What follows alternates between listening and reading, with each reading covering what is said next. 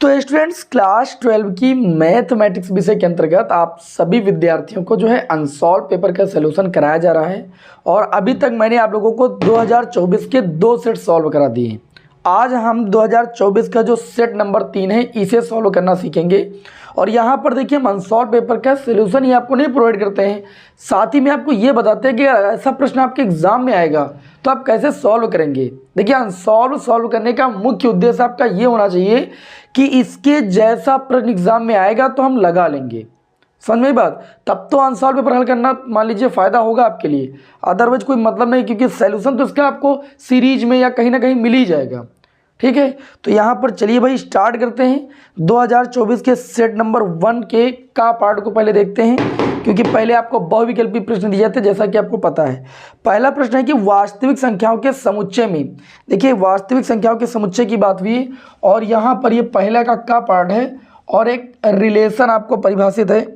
Relation क्या दिया गया है इसमें, कृमित में a कामा b, ठीक, a कामा b जो है वास्तविक संख्याओं के समुच्चय से बात की गई, मतलब जो a और b एलिमेंट लिए जाएंगे वो आपके रियल नंबर होंगे आपके।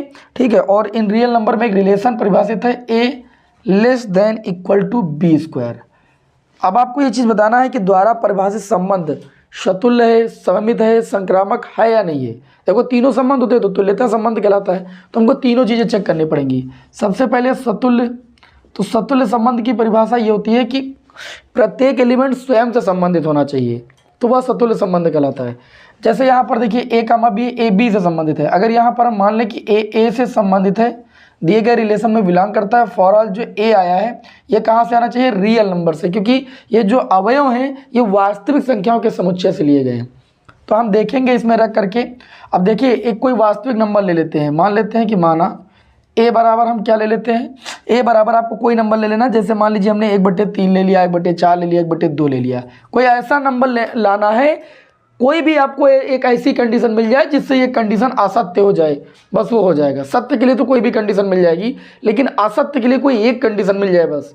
जैसे हम 1/3 लेकर चल रहे हैं, देखिए भाई 1/3 लेकर चलेंगे तो ये कंडीशन आपकी यहाँ पर बन के क्या क्रिएट होगी, देखिए a के स्थान पर 1/3 less than equal to b के स्थान पर 1/3, क्योंकि 1/3 भी वास्तविक संख्या है, इसका स्क्वायर करेंगे। अब जो ये कंडीशन निकल के आई है 1/3 लेस देन इक्वल टू 1/9, क्या 1/9 1/3 से बड़ा है? गलत, जो कि असत्य है, अतः यह सतुल्य संबंध नहीं हो सकता है। ठीक, अगर एक कंडीशन सत्य होती है तब ये सतुल्य होता ना। अच्छा, सममित के लिए आपको बता चुका हूँ कि अगर a कामा b दिए गए रिलेशन में बिलोंग करता है, a कामा b दिए गए रिलेशन में बिलोंग कर जाए तो, और मतलब a कामा b दिए गए रिलेशन में बिलोंग करे तथा b कामा a दिए गए रिलेशन में बिलोंग करे, तो हम कहते हैं कि दिया गया जो संबंध होता है वह क्या कहलाता है, सममित संबंध कहलाता है। जैसे अब यहाँ पर a बराबर हम कोई एक एलिमेंट एक वास्तविक संख्या मान लें, a बराबर आपको कोई भी एक वास्तविक संख्या ले लेना है। जैसे हम a बराबर ले लेते हैं 1 और b बराबर ले लेते हैं 2। हमने क्या कहा, कोई एक ऐसी कंडीशन आपको रखनी है जिससे कंडीशन असत्य सिद्ध हो जाए। अगर हर से सत्य हो रही तो कोई दिक्कत ही नहीं। a बराबर 1 रख लिया मैंने, जब a बराबर 1 रखेंगे तो कंडीशन क्या निकल के आएगी हमारी, तो ये शर्त है ना, तो a के स्थान पर 1 रखेंगे less than equal to b के स्थान पर 2 रख दिए, 2 का स्क्वायर कर दिए। तो इस कंडीशन में a कामा b तो सत्य सिद्ध हो रहा है, तो क्या हम इसको ऐसा ले सकते हैं 2 लेस देन इक्वल टू 1 का स्क्वायर, क्या ये कंडीशन सत्य हो रही? क्योंकि अगर 2 less than equal to 1 square हो गया तो हम ये कह सकते हैं कि जो b कामा a है वो दिए गए रिलेशन में बिलोंग कर जाएगा।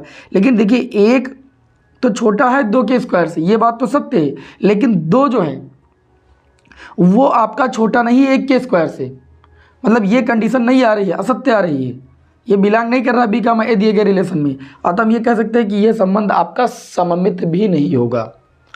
अब बात करेंगे संक्रामक। संक्रामक संबंध में आपको क्या बताया गया है, संक्रामक में आपको ये बताया गया कि अगर a कामा b दिए गए रिलेशन में बिलोंग करता है और b कामा c दिए गए रिलेशन में बिलोंग करता है तो a कामा c भी दिए गए रिलेशन में बिलोंग करना चाहिए।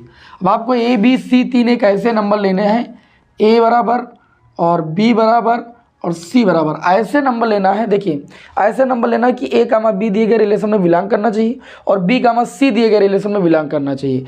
ऐसे नंबर आपको a b c के लेने हैं वास्तविक संख्याओं के कि a कामा b दिए गए रिलेशन में बिलोंग कर जाए। जैसे आपने देखा भी है a कामा b दिए गए रिलेशन में कैसे बिलोंग किया था, जब हमने 1 कामा 2 मान लिया था। ठीक है, तो यहाँ पर आप कुछ भी ले सकते हैं। जैसे मान लीजिए हम a बराबर ले लेते हैं 1 ले लिए या मान लीजिए 14 ले लिए, और b बराबर 3 ले लिए और c बराबर -1 ले लिए। ऐसा क्यों कर रहे हैं देखिए, क्योंकि हमको दो कंडीशन भैया सत्य सिद्ध होनी चाहिए।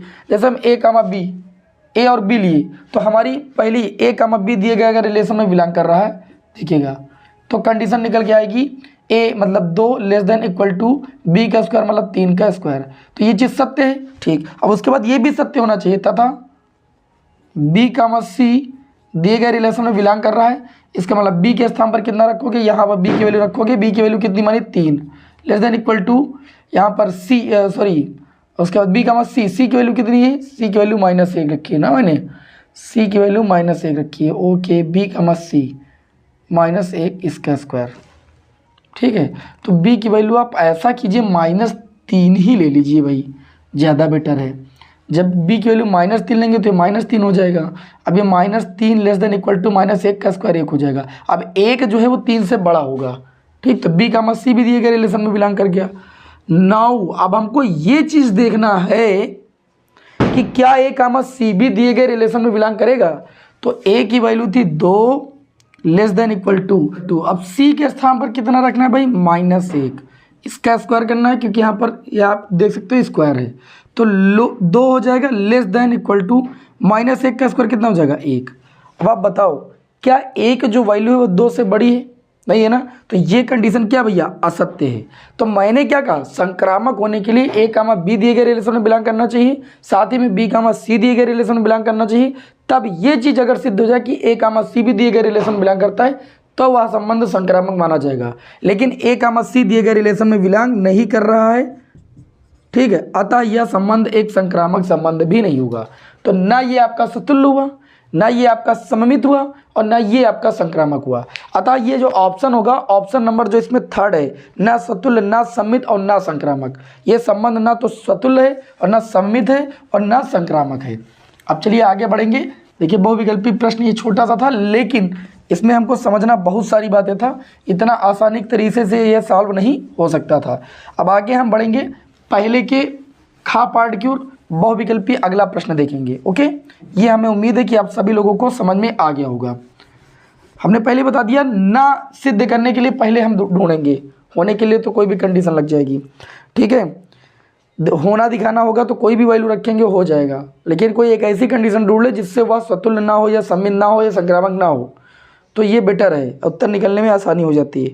खा पार्ट में दिया है कि यदि a बराबर आपको एक समुच्चय दिया गया है। खा पार्ट को ध्यान से देखिएगा, a बराबर इसमें समुच्चय में एलिमेंट दिए गए 1, 2, 3 और एक b समुच्चय दिया गया जिसमें एलिमेंट दिए गए हैं a, b मतलब 2 एलिमेंट हैं। अब पूछा ये गया है a से b, ध्यान दीजिएगा, a से b में तक फलनों की संख्या, बहुत ध्यान से समझिएगा। जब a से b तक फलनों की संख्या पूछे तो पीछे b है, b में कितने नंबर है, नंबर ऑफ b की whole power number of a, ये फार्मूला होता है। अगर अब ये पूछते b टू a तो ये फार्मूला बन जाता है नंबर ऑफ a की whole power number of b, तो पीछे b है ना a से b में, तो पहले नंबर ऑफ b की whole power number of a, बस ये आपको कर लेना है। नंबर ऑफ b समुच्चय में नंबर कितने हैं 2, मतलब 2 अवयव हैं, इसकी होल पावर। फिर नंबर ऑफ a सेट में कितने अवयव हैं 3, 2 की पावर 3 मतलब 8, फलनों की संख्या कितनी हो जाएगी 8, ऐसे आपको निकलना है। आगे दिया गया है गा पार्ट क्वेश्चन 1000 बार रिपीट हो चुका है। ठीक है, इसमें एक दिया गया है लैम्डा आई, मतलब एक सदिश दिया गया है प्लस जे कैप और प्लस के कैप, ये आपको एक सदिश दिया गया है। और ये कह रहे हैं कि एक दूसरा सदिश है आई कैप प्लस जे कैप, है ना, एकांक लंबकोणिक सदिश होते हैं, सॉरी, आई कैप -4 जे कैप। उसके बाद दिया गया है प्लस का 2 के कैप। ये दो सदिश हैं और ये कह रहे हैं लंबवत हैं। जब दो सदिश लंबवत होते हैं तो इन दोनों का जो डॉट प्रोडक्ट होता है वो भैया 0 के बराबर होता है।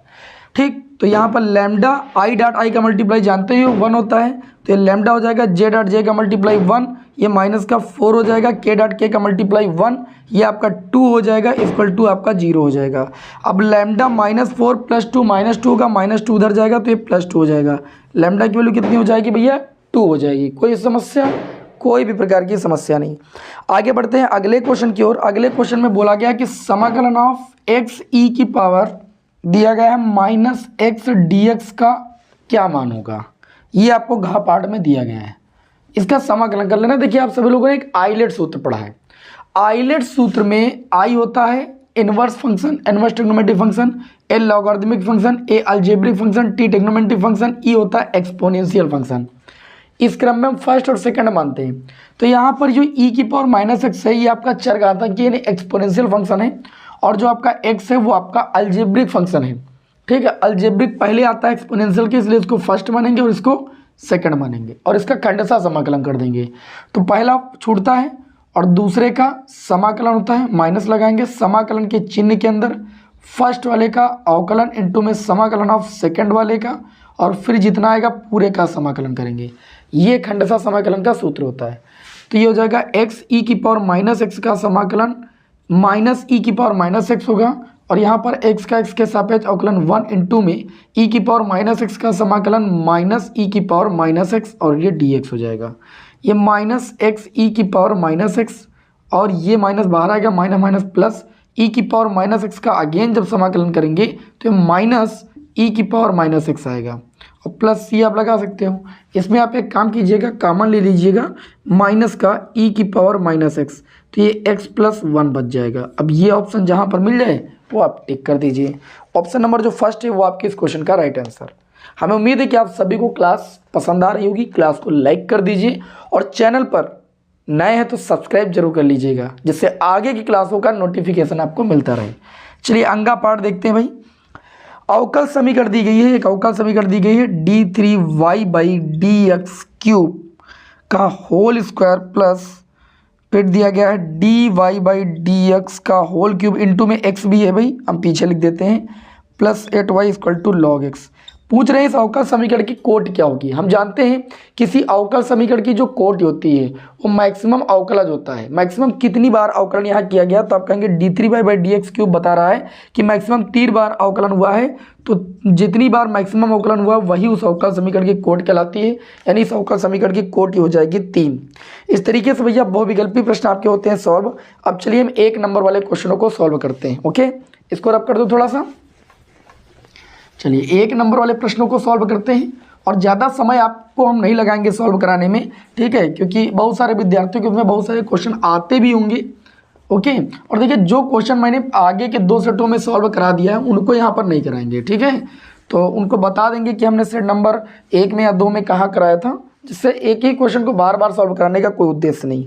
जैसे दूसरे का पार्ट दिया गया है, ये दूसरे का पार्ट देखेंगे, इसमें मुख्य मान निकालने के लिए पूछा गया है, और एक क्वेश्चन मुख्य मान निकालने का आता है कॉसेक इनवर्स -√2, जिसको देखिए इसकी रेंज पता होगी, नहीं परिसर इसका पता होगा, मुख्य मान निकालने में कोई तकलीफ नहीं। देखिए इसको आप लिख सकते हो। देखिए आपको पहले बता देते हैं, कॉसेक इनवर्स माइनस थीटा जो होता है वो माइनस कॉसेक इनवर्स थीटा के बराबर होता है। तो ये हम लिख सकते हैं माइनस का कॉसेक इनवर्स √2। अब माइनस कॉसेक इनवर्स √2 होता है कॉसेक π/4 की वैल्यू, नहीं cos 45, कॉसेक 45 की value. Cosec inverse cosec theta जो होता है थीटा के बराबर होता है, माइनस बाहर लगा है तो माइनस π/4 हो जाएगा, और ये कॉसेक की रेंज के अंतर्गत पड़ती है वैल्यू, इसीलिए यहाँ पर इसका मुख्य मान ये सही है, ठीक है। हमने कहा था रेंज पता होगी तो मुख्य मान आपका कभी भैया गलत नहीं होगा। वही बात समझ में। चलिए अगला क्वेश्चन देखते हैं। अगला जो क्वेश्चन दिया गया है इसमें कहा जा रहा है कि cos sin x² का x के सापेक्ष अवकल गुणांक ज्ञात कीजिए।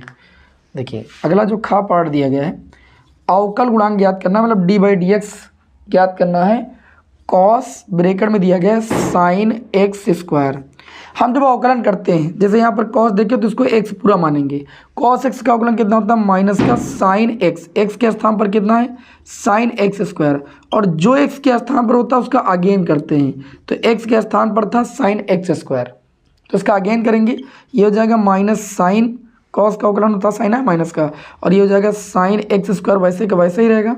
sin x² का अवकलन जैसे sin x का अवकलन करते हैं कितना होता है cos x, लेकिन x आपने यहाँ पर किसको माना, तो आप कहेंगे हम x² को माने है ना, तो उसका अगेन करेंगे, तो x² का अवकलन अब कितना हो जाएगा बताइए मुझे, तो आप कहेंगे 2x हो जाएगा, बाहर पहले से माइनस लगाइए, 2x हो जाएगा, और ये हो जाएगा साइन, और ये हो जाएगा sin x², और इंटू में आपका भैया cos x² है ही।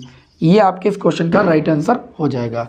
आगे बढ़ते हैं खा के बाद गा पार्ट की ओर। अब देखिए गा पार्ट में क्या दिया गया है, इसमें कहा जा रहा है हल कीजिए। हल कैसे करना है, देखिए ये दिया गया है D Y by D X equal to minus का 4xy²। इसको सॉल्व करना बहुत ही सिंपल है, अवकल समीकरण का क्वेश्चन है।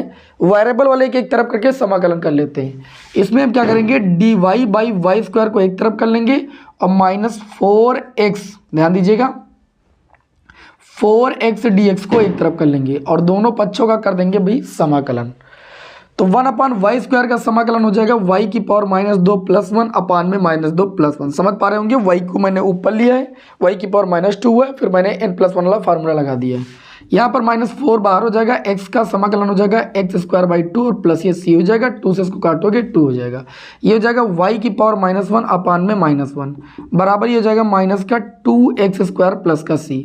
इसको और सॉल्व कर सकते हो, 1/y इक्वल टू माइनस का 2x² प्लस c लिख सकते हो।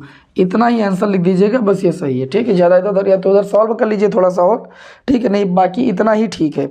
अब माइनस कॉमन भी ले सकते हो तो ये हो जाएगा 1/y equal to 2x² minus c। दोनों पक्षों में माइनस कॉमन लेकर के काटोगे तो बात एक ही, चाहे ये लिखो चाहे वो। चलिए हम समय को लॉस नहीं करेंगे और अगले क्वेश्चन की ओर बढ़ेंगे बिना समय को लॉस किए हुए। जैसा आपको पता भी है कि हम कोई भी समय लॉस नहीं करते हैं 1 मिनट का। और अगले क्वेश्चन की ओर हम भाई बढ़ेंगे, इसको हम पूरा रब कर देते हैं। चलिए अगला क्वेश्चन सभी विद्यार्थी देखेंगे भाई। अगला क्वेश्चन दिया गया है कि x के सापेक्ष log e बेस x का समाकलन ज्ञात कीजिए। आपको यहाँ पर घ पार्ट में दिया गया है, समाकलन ज्ञात कीजिए log e बेस x का x के रिस्पेक्ट में। जाहिर सी बात है, x वाला अगर पद है तो x के सापेक्ष ही करना होगा, और log x का जब भी अवकलन करते हैं तो हम x से गुणा करके करते हैं। अब लॉगरिथमिक फंक्शन को फर्स्ट मानते हैं और इसको मानते हैं सेकंड। आइलेट में पढ़ा है, आइलेट में अलजेब्रिक फंक्शन के पहले लॉगरिथमिक फंक्शन आता है, इसलिए इसको फर्स्ट माना है। तो पहला खंडशः समाकलन लगाएंगे तो log e बेस x छूटेगा और 1 का x के रिस्पेक्ट में समाकलन हो जाएगा माइनस, समाकलन के चिन्ह के अंतर्गत x के सापेक्ष अवकलन करेंगे log e बेस x का, इंटू में समाकलन करेंगे 1 का, जो आएगा उसका अगेन समाकलन करेंगे। तो ये हो जाएगा log e बेस x, इसका समाकलन हो जाएगा इंटू में x minus log e base x का अवकलन होता है 1/x, इसका समाकलन हो जाएगा x और ये हो जाएगा dx। इसको इससे काट दीजिए, i बराबर आ जाएगा log e base x into में x है, इसको आगे लगा दीजिए। अब माइनस यहाँ 1 बचा, 1 का समाकलन x हो जाएगा प्लस c। आप चाहें तो यहाँ पर x कॉमन ले सकते हैं, तो ये हो जाएगा log, ठीक है, कितना हो जाएगा e बेस x -1 प्लस का c, और नहीं तो छोड़िए इसको, इतना लिख दीजिए, यही आपका आंसर। बात समझ में आई कि नहीं समझ में? चलिए आगे बढ़ते हैं अगले क्वेश्चन की ओर। अगला जो क्वेश्चन है इसका अंगा पार्ट, इसमें कहा जा रहा है कि 2 probability of a equal to दिया गया है, probability of b equal to दिया गया है 5/13। बहुत इंपॉर्टेंट क्वेश्चन, एग्जाम में कई बार ये भी आ चुका है। अब सबसे पहले आप प्रोबेबिलिटी ऑफ ए और प्रोबेबिलिटी ऑफ बी अलग अलग पहले फाइंड कीजिए, क्योंकि यहाँ पर 2 प्रोबेबिलिटी ऑफ ए दिया गया। ध्यान से देखिए, 2 प्रोबेबिलिटी ऑफ ए, तो प्रोबेबिलिटी ऑफ ए निकालेंगे तो 2 जाएगा बाई में, बट्टे में जाएगा। तो यहाँ से देखिएगा प्रोबेबिलिटी ऑफ बी की वैल्यू तो 5/13 है, जब प्रोबेबिलिटी ऑफ ए की वैल्यू निकालेंगे तो 5 आ जाएगी 26। अब आप सभी लोग देखिए, यहाँ पर बोला गया probability of A upon B बराबर कितना, ये भी दिया गया है, probability of A upon B बराबर 3/10। बस फार्मूला लगा दीजिए आप। फार्मूला क्या होता है, probability of A upon B बराबर होता है probability of A intersection B upon में probability of B. Probability of A upon B की वैल्यू कितनी है, 3/10, और probability of A intersection B की वैल्यू नहीं पता है ना। जब तक probability of A intersection B की वैल्यू आपको नहीं पता होगी, तब तक आप probability of A union B की वैल्यू नहीं निकाल सकते हो। प्रोबेबिलिटी ऑफ बी की वैल्यू कितनी है, तो आप कहेंगे 5/13 है। ओके, तो ये वैल्यू जो जाएगी इसके गुणे में जाएगी, 3/10 गुणे में 5/13 बराबर probability of A union intersection B, 5 दूनी 10, यह आ जाएगा 3/13 दूना 26 बराबर probability of A intersection B. अब फार्मूला आप लोगों ने पढ़ा, probability of A plus probability of B minus probability of A intersection B बराबर होता है probability of A union B. और आपसे probability of A union B ही पूछा गया है। प्रोबेबिलिटी ऑफ ए की वैल्यू रख दीजिए, कितनी है, 5/बी निकाला है, 5/26 रख दिया भैया, 5/26। प्रोबेबिलिटी ऑफ बी की वैल्यू रख दीजिए, प्रोबेबिलिटी ऑफ बी की वैल्यू आप देख सकते हो 5/13, रख दिया 5/13। Minus probability of A intersection B की वैल्यू 3/26 बराबर निकल आएगी probability of A union B की वैल्यू। इसमें एलसीएम आपको 26 मिल जाएगा, ये 5 हो जाएगा, 13 दूना 26 होता है, 2 पंची 10 और ये -3 बराबर कितना हो जाएगा probability of A union B. देखिए 5 10 15, 15 से 3 जाएगा, कितना बचेगा 12, तो ये हो जाएगा 12/26 बराबर probability of A union B. इसे और सॉल्व कर लोगे 6/13 आ जाएगा। तो probability of A union B की जो वैल्यू आएगी वह आ जाएगी 6/13। कितनी आ जाएगी भाई 6/13। हमें उम्मीद है कि आप सभी को ये क्वेश्चन भी समझ में आया होगा। इस तरीके से जो 1 नंबर वाले क्वेश्चन थे भैया वो आपके होते हैं समाप्त। ठीक है, और हम चलिए बढ़ते हैं अगले क्वेश्चन की ओर। आज हम ज़्यादा से ज़्यादा क्वेश्चन सोच रहे हैं सॉल्व करा दें, क्योंकि कल क्लास फिर नहीं हो पाई थी, समस्याएं थोड़ा आ जाती हैं। ठीक है, बाकी मैं क्लासें आपको पूरी प्रोवाइड कर दूंगा बहुत ही जल्द, चिंता मत कीजिए। आगे बढ़ते हैं क्वेश्चन नंबर 3 का पार्ट। जो क्वेश्चन नंबर 3 है इसका का पार्ट देखेंगे। इसमें 2 आव्यूहों के गुणनफल की बात हुई है। एक आव्यूह ए दिया गया है, ठीक है, और इसमें एलिमेंट 1 2 और 3 दिए गए हैं, और फिर 4 -2 5 दिया गया है। और एक आव्यूह बी दिया गया है। आव्यूह बी की जो वैल्यू है वो आपकी इस तरीके से है 2 1 6 7 5 3। आव्यूह ए का आव्यूह बी के साथ आपको मल्टीप्लाई करना है। मल्टीप्लाई आपको आना चाहिए, बहुत इंपॉर्टेंट बात है। -2 5 गलत ना होने पाए, बहुत सावधानी के साथ इसका मल्टीप्लाई करना है। 2 1 6 7 5 3। चलिए भाई मल्टीप्लाई करते हैं। तो ए बी बराबर इसका मल्टीप्लाई करना है इसके साथ। तो 2 1 कम कितना हो जाएगा 2, 2 6 कितना हो जाएगा 12, तीनों पची कितना हो जाएगा 15। फिर इसी रो का इस कॉलम के साथ मल्टीप्लाई कराएंगे। 1 1 कम -1, 2 7 14 और 3 त्रिका 9। बस में फिर आपको इस रो का इस कॉलम के साथ मल्टीप्लाई करना है। 4 दूनी 8, 6 दूनी 12, 5 और 5 का गुणा 25। फिर इस रो का इस कॉलम के साथ करना है। 4 1 कम 4, 2 7 14 है ना, और 5 से कितना हो जाएगा 15। इस तरीके से ए बी आव्यूह की वैल्यू आपको मिल जाएगी।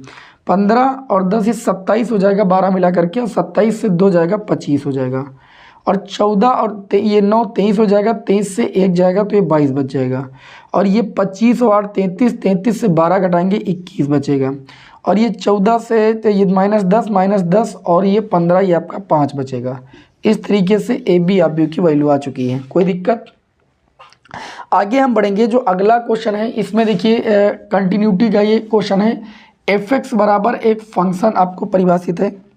इसमें दिया गया है x + 5 फंक्शन की वैल्यू है यदि x < 1 और x - 5 फंक्शन की वैल्यू यदि x > 1। तो देखिए x बराबर 1 पर हम पहले फलन की वैल्यू निकालेंगे। तो एफ एक्स बराबर, जब x बराबर 1 है तो फलन की वैल्यू x + 5 है। तो चूंकि हमको f1 की वैल्यू निकालना है तो 1 + 5 बराबर कितनी आ जाएगी 6। क्योंकि देखिए हमको सततता चेक करनी होती है तो पहले left hand limit, right hand limit और उस दी गई लिमिट पर फलन की वैल्यू ज्ञात करते हैं। यदि ये तीनों वैल्यू इक्वल होती है तो फलन क्या होता है, दी गई लिमिट पर सतत माना जाता है। तो लिमिट यहाँ पर 1 है ना, तो इसलिए पहले इस लिमिट पर मैंने फंक्शन की वैल्यू निकाली। जब x बराबर 1 के है तो फंक्शन की वैल्यू ये थी, इसमें x बराबर 1 रख दिया हमने, तो इस लिमिट पर फंक्शन की वैल्यू आ गई। अब हम LHL निकालेंगे। तो LHL के लिए लगाते हैं limit x tend to limit minus limit से हल्की कम वैल्यू पर। तो 1 से कम वैल्यू के लिए अगर हम बात करें तो आपका फंक्शन है x + 5। अब जिसमें 1 पुट करेंगे तो 1 + 5 बराबर कितना आ जाएगा 6। और जब RHL निकालेंगे तो RHL में कहा जाता है कि जो लिमिट है, लिमिट से हल्की बड़ी वैल्यू पर फलन की बात होती है। 1 से बड़ी वैल्यू के लिए फलन कितना है तो आप कहेंगे x - 5 है। इसमें जब वैल्यू पुट करेंगे तो 1 - 5 बराबर कितना आ जाएगा -4। अब यहाँ पर अगर हम बात करें तो f1 की वैल्यू और LHL की वैल्यू ये तो इक्वल है, लेकिन RHL की वैल्यू के इक्वल नहीं, क्योंकि RHL में -4 आ रहा है। अतः हम कह सकते हैं कि जो फलन होगा वो क्या होगा, कंटिन्यूअस होगा, यानी असतत होगा। ये तो सभी को रटा ही होगा। आगे बढ़ते हैं और आगे के जो 2 क्वेश्चन है बहुत ही इंपॉर्टेंट है। ठीक है, चलिए उनको भी देख लेते हैं। इसको रफ कर देते हैं भाई। चलिए भाई सभी विद्यार्थी भाई पर वीडियो को लाइक कर दे, शेयर कर दे भाई दोस्तों में।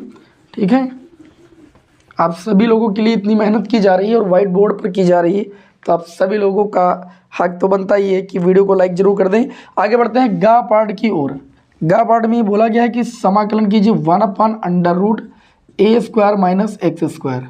इस टाइप के फलनों में हमने आपको बताया था कि आप मान लेना x बराबर a साइन थीटा, ठीक है। तो जब आप x बराबर a साइन थीटा मानेंगे तो ये फलन थोड़ा सॉल्व हो जाएगा, ठीक है। देखिए यहाँ से आप वैल्यू भी निकाल सकते हो। देखिए अभी फिलहाल कुछ कर नहीं रहे, dx बराबर निकालेंगे तो a साइन थीटा का अवकलन कॉस थीटा और थीटा का डी थीटा बाई dx हो जाएगा, ठीक है। या dx इधर ही लेकर चले आओ, डी थीटा हो जाएगा। अब वहाँ पर देखिए समाकलन, इसको आई के बराबर मान लीजिए जिसका समाकलन करना होता है। dx के स्थान पर ले सकते हो a कॉस थीटा इंटू में डी थीटा, नीचे हो जाएगा अंडर रूट ए स्क्वायर माइनस एक्स के स्थान पर रखना है एक साइन थीटा, मतलब ये ए स्क्वायर साइन स्क्वायर थीटा हो जाएगा। आई बराबर हो जाएगा ए कॉस थीटा अपान में, नीचे आप ए स्क्वायर कॉमन ले लीजिए, ये हो जाएगा 1 माइनस साइन स्क्वायर थीटा और इंटू में हो जाएगा डी थीटा। ये हो जाएगा I equal to A cos theta upon में, नीचे से ए स्क्वायर अंडर रूट से बाहर निकलेगा, ए हो जाएगा 1 माइनस साइन स्क्वायर थीटा जो हो जाएगा वो कॉस स्क्वायर थीटा के बराबर हो जाएगा, और cos square theta under root से बाहर निकलेगा तो ये केवल कॉस थीटा हो जाएगा और ये डी थीटा हो जाएगा। ये इससे पूरा पूरा कैंसिल हो जाएगा और डी थीटा का समाकलन केवल थीटा प्लस सी हो जाएगी। और थीटा की वैल्यू जब यहाँ से निकालेंगे आप देखिए ये आ जाएगी एक्स बटे ए बराबर साइन थीटा, और जब थीटा की वैल्यू निकालेंगे तो ये आ जाएगा साइन इनवर्स एक्स बाई ए। ये वैल्यू उठा के यहाँ पर रख दीजिए तो ये आ जाएगा साइन इनवर्स एक्स बाई ए और प्लस का सी। इस तरीके से आप ये कह सकते हैं कि ये इसका ये सूत्र है ना, वह 1 अंडर रूट ए स्क्वायर माइनस एक्स स्क्वायर का जो समाकलन होता है वह साइन इनवर्स एक्स बाई ए होता है। तो इस सूत्र का निगमन आपसे पूछा गया था कि कितने लोगों को भैया आता है, और हमें उम्मीद है कि आप सभी लोग कर लेंगे। ये जब भी ए स्क्वायर माइनस एक्स स्क्वायर के टाइप का फलन आपको देखने को मिले तो आपको एक साइन थीटा या एक कॉस थीटा मान करके उसको सॉल्व करके तब उसका समाकलन करना होता है, ठीक है। चलिए भाई अब हम अगले क्वेश्चन की ओर बढ़ेंगे बिना समय को लॉस किए हुए। अगला जो क्वेश्चन है उसको देखते हैं भाई। अगले क्वेश्चन में बोला जा रहा है कि उस समांतर चतुर्भुज का क्षेत्रफल ज्ञात कीजिए, ठीक है। समांतर चतुर्भुज का क्षेत्रफल बोला गया, अंडर रूट क्या होता है mod vector A cross vector B होता है ना। वेक्टर ए की वैल्यू जो दी गई है उसको लिख लीजिए, दी गई है 3i cap plus 2j cap और प्लस 2k कैप, और वेक्टर बी की वैल्यू आपको दी गई है i कैप प्लस का दिया गया है 2j कैप और माइनस का दिया गया है 2k कैप। ये वेक्टर बी की वैल्यू करें, इसकी संलग्न भुजाएं दी गई हैं। देखिए समांतर चतुर्भुज का जो क्षेत्रफल होता है वो मॉड ए क्रॉस बी होता है। समांतर चतुर्भुज का क्षेत्रफल का सूत्र आपको बताया गया mod vector A cross vector B होता है। तो जो ये ए वेक्टर बी दिया गया है इसका आप vector A cross vector B निकाल लीजिए। तो देखिए आई कैप हो जाएगा, ये जे कैप हो जाएगा, ये के कैप हो जाएगा। आई कैप में अच्छा यहाँ पर आ जाइए, वेक्टर ए का बी के साथ क्रॉस प्रोडक्ट करा रहे हैं ना, तो ए में आई की वैल्यू 3, जे का गुणांक 2 और के का गुणांक 2, बी में आई का गुणांक 1, जे का गुणांक 2 और के का गुणांक -2। तो वेक्टर ए क्रॉस बी आपका आसानी के साथ आ जाएगा। आई कैप ले लेंगे प्लस के साथ, ये रो ये कॉलम छोड़ेंगे, 2 दूनी 4 माइनस का और 2 दूनी 4 माइनस का, फिर प्लस के बाद माइनस जे कैप वाला कॉलम और रो छोड़ देंगे, 3 दूनी माइनस का 6 और 2 1 का माइनस का 2, फिर प्लस के कैप आ जाएंगे, के कैप वाला कॉलम और रो छोड़ देंगे, 3 दूनी 6 माइनस 2 1 कम 2। तो इस तरीके से vector A cross vector B की वैल्यू आ जाएगी 4 4 कितना -8 आई कैप, और ये 6 2 -8, ये प्लस 8 जे कैप, और ये 6 से 2 जाएगा 4 के कैप। आपको चाहिए mod vector A cross B, क्योंकि जो mod vector A cross B की वैल्यू होती है वही समांतर चतुर्भुज का क्षेत्रफल होता है भाई। तो ये आ जाएगा अंडर रूट आई के गुणांक का स्क्वायर -8 का स्क्वायर और जे के गुणांक का स्क्वायर 8 का स्क्वायर और के के गुणांक का स्क्वायर 4 का स्क्वायर। देखिए ये 8 का स्क्वायर हो जाएगा अंडर रूट 64, 8 का स्क्वायर 64, 4 का स्क्वायर 16, जोड़ लीजिए सबको एक कितना आएगा 6 4 10 4 14, 6 6 12, 1 13 1 14, 144 का अंडर रूट कितना होता है 12। तो ये समांतर चतुर्भुज का क्षेत्रफल आएगा वो आपका 12 वर्ग इकाई आएगा। बात समझ में आई? कितना आएगा 12 वर्ग इकाई आएगा। तो इस तरीके से समांतर चतुर्भुज का क्षेत्रफल निकालना है। और आगे बढ़ते हैं क्वेश्चन नंबर 4 का पार्ट। देखिए जो क्वेश्चन नंबर 4 का पार्ट है सेम क्वेश्चन इसके पहले जो मैंने सेट नंबर 2 सॉल्व कराया है, सेट नंबर 2 का 6 का घ पार्ट है ये, 6 का घा पार्ट अभी मैंने सॉल्व कराया पिछले सेट में, तो उसे आप देख लीजिएगा। बार बार हमने कहा सेम क्वेश्चन को बार बार नहीं बताएंगे, इसीलिए हम लगातार आपको सारे सेट सॉल्व करा रहे हैं। तो जो क्वेश्चन रिपीट होगा उसको सॉल्व कराने का कोई मतलब नहीं है, ठीक है। बार बार हर सेट में सॉल्व कराएंगे, समय लॉस होगा और समय को सेट को सॉल्व करने में भी समय लगेगा इस तरीके से। चलिए आगे अगला क्वेश्चन देखते हैं। तो अगला जो क्वेश्चन है इसमें बोला गया कि ए का वह न्यूनतम मान ज्ञात कीजिए जिसके लिए अंतराल 1 का मध्य में फलन f(x) बराबर क्या दिया गया है, f(x) बराबर आपको दिया गया है x² + ax + 1, ये आपको फलन दिया गया है। इसमें कह रहे हैं कि वह न्यूनतम मान ज्ञात करना है। आपको क्या करना है, न्यूनतम मान ज्ञात करना है जिसके लिए अंतराल 1 का मध्य में फलन जो है प्रदत्त जो फलन आपको दिया गया वो क्या है, प्रदत्त फलन है, वर्धमान है, ठीक है। तो सबसे पहले हम क्या करते हैं, इसका f' निकाल लेते हैं। तो f' हो जाएगा 2x प्लस का a। अब चूंकि ये जो फलन दिया गया है, ध्यान दीजिएगा, ये जो फलन है वह 1,2 में क्या वर्धमान है, तो 1,2 के लिए न्यूनतम मान निकालना है। तो यहाँ पर हम लिखेंगे चूंकि अंतराल जो आपको दिया गया है 1,2 में हम क्या करेंगे, में f' का न्यूनतम मान ज्ञात करेंगे। भैया देखिए जो आपको अंतराल दिया गया है इसमें न्यूनतम वैल्यू कितनी है, 1। तो 1 पर x बराबर 1 रखेंगे, न्यूनतम मान रखेंगे, तभी तो न्यूनतम वैल्यू मिलेगी। तो f' बराबर 2 × 1 + a, तो ये मिलेगा 2 प्लस का a। अब मेरी बात को समझिएगा, इसमें ये कहा था कि जो f(x) है वो अंतराल 1,2 में वर्धमान है। चूंकि f(x) अंतराल 1,2 में क्या है, वर्धमान है। और वर्धमान होने के लिए हम सभी लोग जानते हैं कि जो f' की वैल्यू होती है वह 0 से क्या होती है, बड़ी होती है। f' की वैल्यू न्यूनतम वैल्यू पर कितनी आई है, 2 + a आई है x बराबर 1 पर, ठीक है। इसको 1 भी बना सकते हो, > 0। जब हम a की वैल्यू निकालेंगे > 2 हो जाएगा -2। a की वैल्यू जो है वो -2 से अधिक है, लेकिन आपको वैल्यू क्या निकालना है, न्यूनतम वैल्यू। तो x की जो वैल्यू है -2 से अधिक है, -2 से अधिक, -2 के बाद अधिक क्या हो जाएगी, -1 हो जाएगी, 1 हो जाएगी, फिर 0 हो जाएगी। तो हमको न्यूनतम वैल्यू निकालना है ना, तो इन सारी वैल्यू में न्यूनतम वैल्यू तो क्या होगी, जो न्यूनतम वैल्यू होगी वो आपकी -2 ही होगी। तो न्यूनतम मान कितना हो जाएगा, a का -2। प्रश्न में आपसे ये पूछा गया था वह न्यूनतम मान ज्ञात कीजिए। तो a का देखिए अधिकतम मान तो हमने कहा ना -2 से अधिक होगा, कोई भी वैल्यू हो सकती है, लेकिन न्यूनतम मान सबसे कम क्या होगा, -2 ही होगा, ठीक है। आगे अगर न्यूनतम मान नहीं पूछते तो आगे की वैल्यू लिखते हैं, -2 से इन्फिनिटी हो जाता है आपका आगे। देखिए अवकल समीकरण दिया गया dy/dx + y = 1।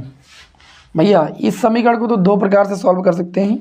ये दिया गया है dy/dx प्लस आपको दिया गया y = 1। इसकी आप तुलना कर लीजिए, भी मैंने आपको बताया रैखिक समीकरण लिखा है अवकल समीकरण में कि तुलना dy/dx + py = q से करने पर, जब करेंगे तो p की वैल्यू 1 आ जाएगी y के सामने और q की वैल्यू 1 आ जाएगी।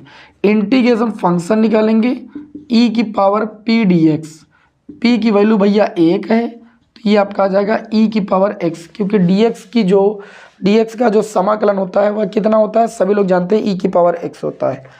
अब देखिए सूत्र क्या होता है, समीकरण का हल।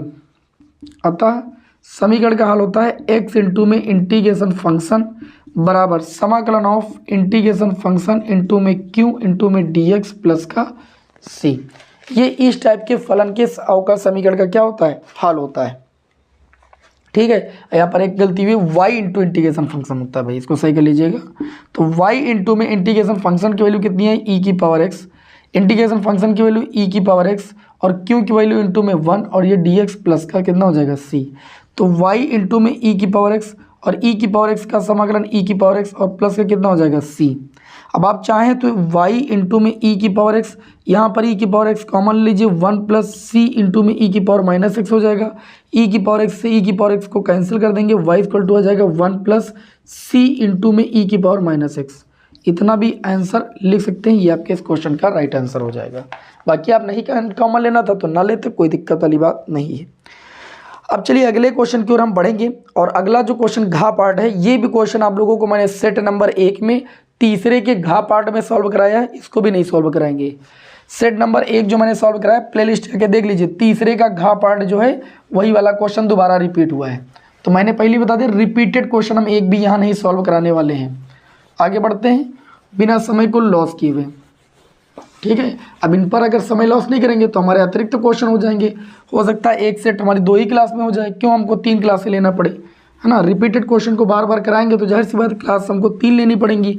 और रिपीटेड क्वेश्चन और जो हल्के क्वेश्चन है वो जल्दी करा देंगे तो 1-2 ही क्लास में पूरा सेट सॉल्व हो जाएगा। आगे देखिए यहाँ पर क्वेश्चन नंबर 5 का जो का पार्ट है, ये है आपके जो साड़िक के गुणधर्म थे उस पर आधारित क्वेश्चन है। और साड़िक का गुणधर्म जो टॉपिक है वो आपके सिलेबस से पूर्ण रूप से हटा दिया गया है, तो इस पर बिल्कुल भी दिमाग मत लगाइए, क्वेश्चन कभी नहीं आएगा। ओके, चलिए 5वें का हम खा पार्ट देखते हैं जो हमारे काम का है।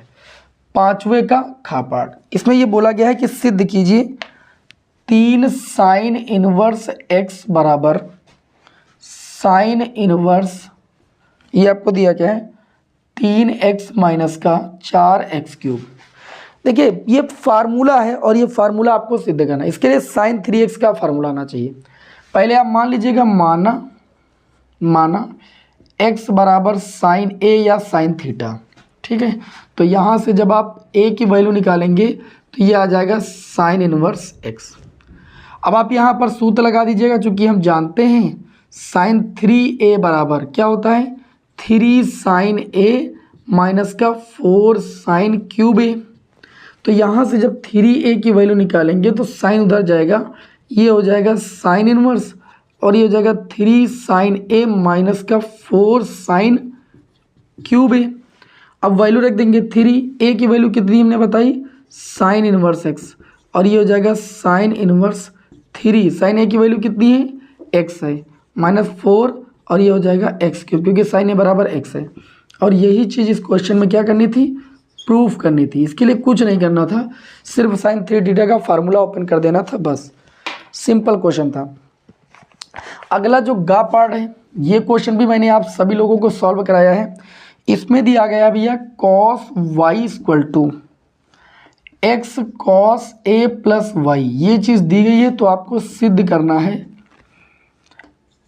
D Y by D X बराबर cos square A plus Y upon में दिया गया है साइन ए। ये चीज़ आपको सिद्ध करनी है। क्या करनी भाई, सिद्ध करनी है। तो मेरी बात को समझिए, ये स्क्वायर तभी बनेगा जब तुम x को रोकोगे और कॉस y के बटे में कॉस a प्लस वाई ले जाओगे। समझ पा रहे हो ना। और इसका अंश और हर वाला जो आपका अवकल गुणांक वाला सूत्र है वो, अब इसका x के सापेक्ष अवकलन करोगे तो x का x के सापेक्ष अवकलन 1 हो जाएगा। देखिए अवकलन कर दोगे दोनों पक्षों का x के सापेक्ष, तो इसमें कॉस a प्लस वाई भैया छूटेगा और कॉस वाई का अवकलन कितना हो जाएगा साइन वाई माइनस का वो भी, और y का अगेन करोगे D Y by D X, फिर माइनस लगता है, फिर ऊपर वाला अंश छूटेगा कॉस वाई, हर का अवकलन करेंगे कॉस ए प्लस वाई का कितना हो जाएगा माइनस का साइन ए प्लस वाई, तो माइनस माइनस प्लस हो जाएगा। और ए प्लस वाई का जब अगेन करेंगे तो ये आपका हो जाएगा D Y by D X, Y का शून्य हो जाएगा और बटे में भैया आपका हो जाएगा cos square A plus Y, क्योंकि हर का क्या होता है स्क्वायर होता है। ठीक, अब आपको करना क्या है, देखिए ये 1 बराबर इसमें ले लेना है D by D X common और ऊपर फार्मूला बन जाएगा sine A into cos B. देखो यहाँ पर sine A into cos B minus cos A into sine B, sine A minus B का फार्मूला ए के स्थान पर ए प्लस वाई और बी के स्थान पर बन जाएगा वाई। ठीक, और बटे में आपका कितना आ जाएगा cos square A plus Y. जब यहाँ पर देखें तो ये वाई वाई कैंसिल हो जाएगा, ये इधर आ जाएगा, ये हो जाएगा cos square A plus Y और बटे में ये साइन ए बचा, ये इधर आ जाएगा साइन ए और उधर बच जाएगा D Y by D X. और इस क्वेश्चन में भैया यही चीज़ सिद्ध करनी थी आपको, एकदम छोटी सी बात आपको सिद्ध करनी थी और हमें उम्मीद है कि आपको ये बात समझ में आ गई होगी। अब हम चलिए आगे बढ़ते हैं और जो हमारा अगला क्वेश्चन उसको देख लेते हैं। ठीक है, बाकी के क्वेश्चन कल सॉल्व कराएंगे, ज़्यादा नहीं, एक सेट में 2 ही क्लास लेंगे बस। लिखा है कि दर्शाइए कि बिंदु एक बिंदु दिया गया, वेरी मोस्ट इंपॉर्टेंट क्वेश्चन इसलिए इसको करा दे रहे हैं। एक बिंदु ए दिया गया है 2,3,-4। एक बिंदु बी दिया गया है तो 1,-2,3। एक बिंदु सी दिया गया है, इसके निर्देशांक 3,8,-11 दिया गया है। कह रहे दर्शाइए कि बिंदु ये संरेख हैं। इसके लिए हम क्या करते हैं, द्विघानुपात निकालते हैं। तरीका होता है ए बी के द्विघानुपात। द्विघानुपात हम कैसे निकालते हैं ए बी के, A2 - E1, इससे इसको घटाएंगे 1 2 1 -2 कामा, इससे इसको घटाएंगे -2 -3 कामा, 3 से 4 को घटाएंगे 3 माइनस और -4 पहले से +4 हो जाएगा। बात समझ में आ रही कि नहीं। तो इस तरीके से यहाँ पर द्विघानुपात मिल जाएगा आपको। कितना मिल जाएगा, -1 कामा -5 कामा 4 3 7। फिर हम BC के द्विघानुपात निकालेंगे। ठीक है, इसको A1 बोलते हैं, इसको B1, इसको C1। BC के क्या निकालेंगे, द्विघानुपात निकालेंगे। जब BC के द्विघानुपात निकालेंगे तो A2 बनेगा 3, A2 - 1 3 -1 कामा, 8 से 2 को घटाएंगे 8 माइनस पहले से +2 हो जाएगा कामा, -11 से 3 को घटाएंगे -11 -3, तो ये आ जाएगा 3 से 1 जाएगा 2, 8 2 कितना हो जाएगा 10, और यहाँ 11 3 माइनस का हो जाएगा 14। इसको A2 बोलेंगे, इसको B2 बोलेंगे, इसको C2। अब यहाँ निकालेंगे A1 बटे A2 की वैल्यू। A1 की वैल्यू -1 और A2 की वैल्यू 2। फिर निकालेंगे B1 बटे B2 की वैल्यू। B1 की वैल्यू -5 और B2 की वैल्यू कितनी है 10। इसको सॉल्व करेंगे तो -1 बटे 2 ही आएगा। फिर निकालेंगे C1 बटे C2। C1 की वैल्यू भैया 7 है और C2 की वैल्यू -14 है। इसे भी सॉल्व करेंगे -1 बटे 2। तो जब कंडीशन A1/A2 बराबर B1/B2 बराबर C1/C2 हो जाए तो ये कहा जाता है कि बिंदु जो हैं वो आपस में क्या है, संरेख। संरेख का मतलब एक ही रेखा में तीनों बिंदु स्थित हैं। ठीक है, तो दर्शाना था कि ये तीनों बिंदु संरेख हैं। ये मैंने दर्शा दिया है यहाँ पर कि ये तीनों बिंदु संरेख हैं, क्योंकि ये कंडीशन लागू हो रही संरेख वाली।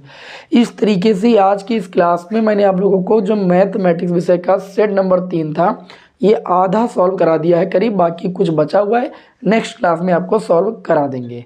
चलिए नेक्स्ट क्लास में आपको मिलते हैं। जय हिंद, वंदे मातरम।